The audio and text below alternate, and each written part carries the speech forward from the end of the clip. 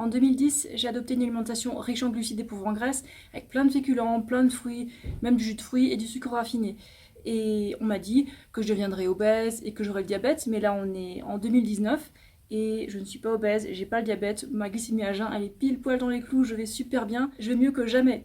Bonjour, moi c'est Pauline et j'aide les femmes à atteindre un poids sain et surtout à le garder sur le long terme.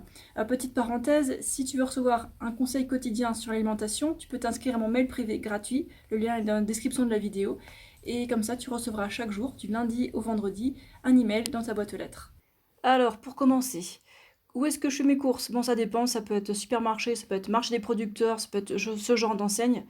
Alors là, pour les fruits frais, bon, quand c'est dans des barquettes en plastique, c'est pas terrible, c'est sûr. Mais écologiquement, c'est toujours mieux de manger des fruits en barquette que de manger de la viande, hein. Y a pas photo.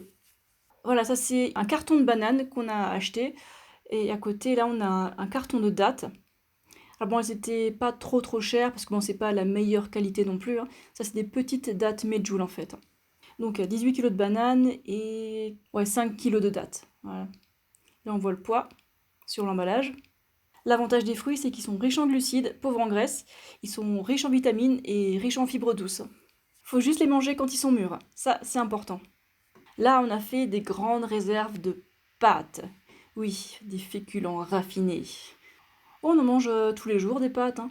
Et à côté, derrière, on a sauce tomate, on a un jus de fruits, il y a du lait de soja et des produits à base de soja qu'on cuisine sans huile.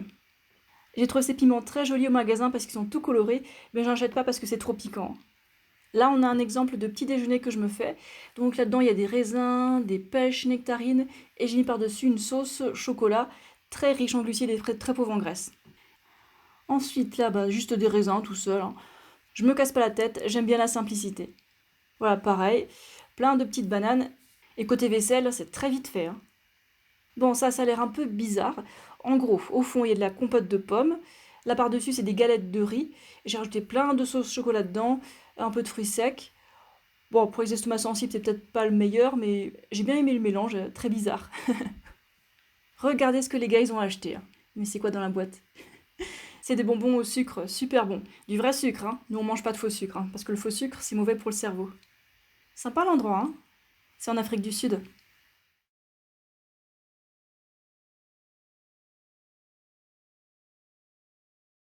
Ensuite, encore un petit déjeuner sucré. Donc banane, dattes, la base quoi. Pourquoi je mange des dattes et des bananes aussi souvent? Parce que ce sont des fruits qui ne sont pas pauvres en calories, ils peuvent subvenir à nos besoins. Après, je dis pas qu'il faut manger que des fruits dans la journée, hein. Je vais vous parler de repas salés et cuits maintenant. Par exemple, là on a des pommes de terre cuites au four, sans huile. Il y a juste de la poudre de curry par-dessus, un peu de sel. On peut aussi rajouter des herbes. Alors pour cuire ça, comment on fait? On coupe des tranches pas trop épaisses, pas trop fines, et on met les pommes de terre au four pendant presque une heure à 250 degrés. La pizza, c'est aussi un autre exemple de repas qu'on se fait. Alors on achète le fond de pizza parce qu'on n'aime pas cuisiner. On prend juste le fond de pizza déjà fait avec la sauce tomate dessus. On rajoute ce qu'on a envie par-dessus. Mais pas d'huile, pas de fromage, pas de viande. Ensuite là, qu'est-ce que c'est que ce truc? C'est l'air bizarre, hein. Est-ce que c'est du couscous? Est-ce que c'est la quinoa? Non, ni l'un ni l'autre. C'est un peu entre les deux en fait. C'est de l'amarante. C'est des tout petits grains. En fait, de tout près, ça ressemble à la quinoa, mais c'est beaucoup plus petit. Alors on pourrait confondre ça avec de la semoule, mais non pas du tout. Alors dans cette recette, j'ai utilisé de l'amarante, de la sauce tomate, des petits morceaux de tomates séchées et de la sauce soja, un peu de sucre et c'est tout.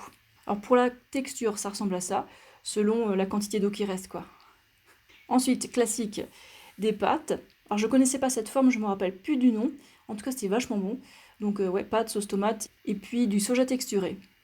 Ensuite, encore des pâtes, vraiment super basique, hein, la sauce tomate achetée toute faite, et des fusilli si je me trompe pas. Paul, il adore cela. Ensuite, ça c'est encore une création de Paul, la super cuisine gourmet. Donc des toasts, et par-dessus, c'est en gros, c'est du soja texturé, et puis des saucisses de soja coupées en petites rondelles, et ça donne ça, avec de la sauce tomate et des épices. Ouais, ça fait un peu barbare, hein. Ensuite, l'un de mes féculents préférés, c'est le gnocchi. J'adore les gnocchis. Donc voilà, encore une fois, la sauce tomate et des morceaux de saucisse vegan. J'adore la texture du gnocchi. Et toi?